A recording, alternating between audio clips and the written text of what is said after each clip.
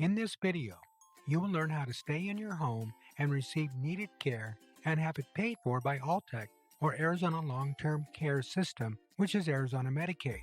When talking to a son or daughter about ALTCS or VA pension with aid and attendance benefits, I often hear this. My father has needed help for a while now. We're worried he's going to fall in the shower. He tries to be independent and is always trying to do too much on his own.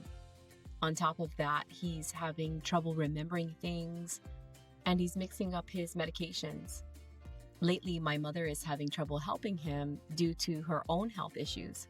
I work full-time and have my family to care for and can only do so much. My older brother and sister don't live in Arizona, so they can't help. I've tried to get them to move to an assisted living community where they can both be safe and cared for. But Dad wants to stay home as long as possible. He is just not ready yet. I was told by more than one assisted living community that Arizona Long-Term Care System, or ALTCS, will pay for care, and the VA has a program called Veterans Pension with Aid and Attendance that will pay for care too.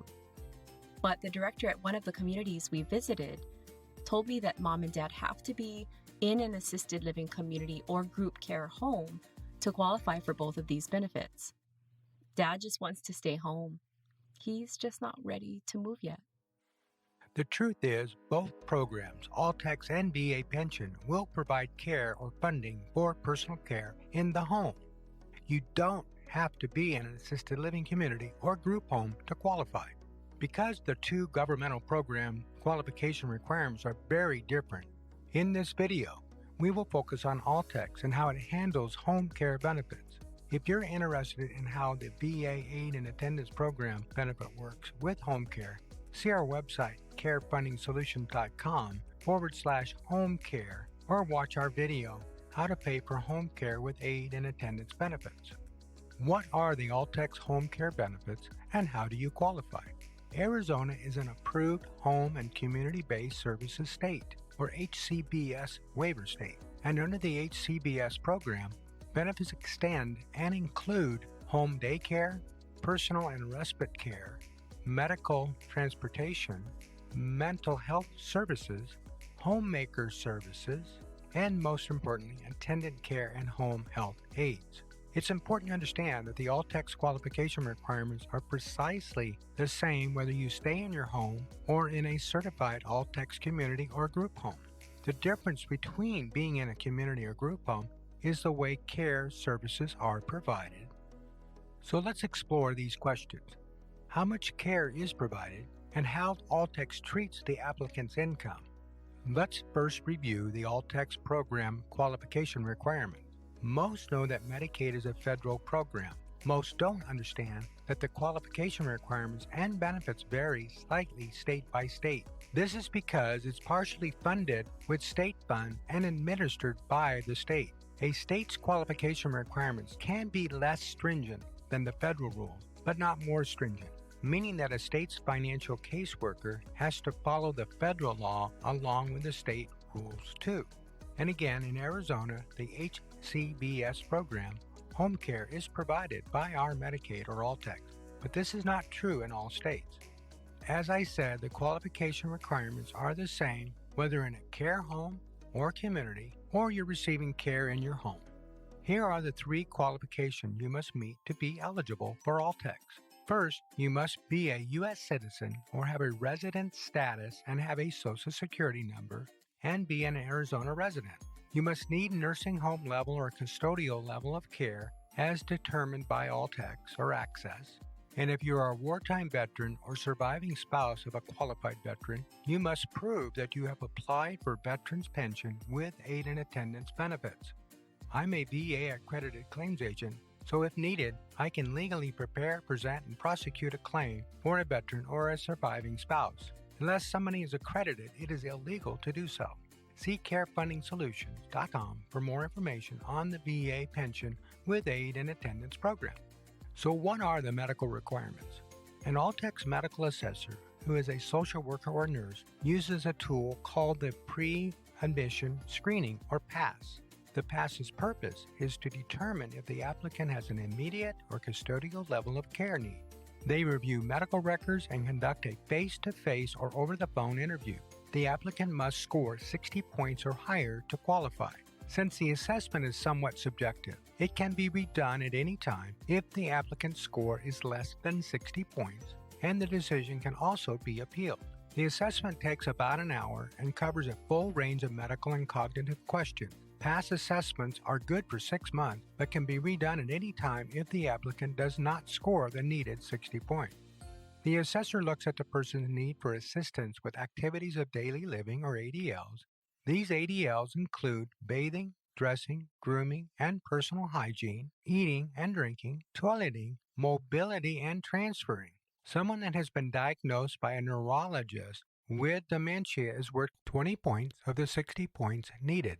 Without the neurologist's diagnosis, they do not count dementia. So having dementia alone is not enough to qualify, but it does help a lot. One of the most significant issues that arise during the PASS assessment process is during the live assessment. When questioned, the applicant has a natural tendency to hide their health issues. Out of pride, they hide their need for assistance. For instance, someone that is incontinent will not admit to it to a stranger, but incontinence scores high on the PASS assessment. Like dementia, it will go a long way to reaching the 60 points needed. To avoid being denied, consult a certified Medicaid planner for assistance with the PASS process. It also may be useful to have an RN or a board-certified patient advocate review your records and be at the assessment to be sure that your assessor doesn't misscore your level of care. If you feel you need to have a board-certified patient advocate or RN, please call us and we will refer you to a competent and qualified person to be at the assessment. Next, what are the financial qualification requirements? Since the actual limits change each year, please refer to our website, carefundingsolution.com, for current amount. We will use approximate rounded amounts for this video. The financial qualification requirements for ALTCS on one hand are straightforward, yet on the other hand, they can be very complicated and confusing. Meaning, even if your income or assets are too high, there are several strategies that can be considered so you can qualify financially. Be sure to seek the help of a certified Medicaid planner if you've been told that your income or assets are too high to qualify. Now keep in mind, regardless of marital status, the most an applicant can have in countable assets is $2,000. Please note that the $2,000 is a hard limit. Any amount above $2,000 will cause a denial. Arizona is an income cap state. If the applicant's income exceeds the income cap, then the application will be denied. See our website for current income cap. Arizona allows the use of the income-only trust, aka Miller Trust.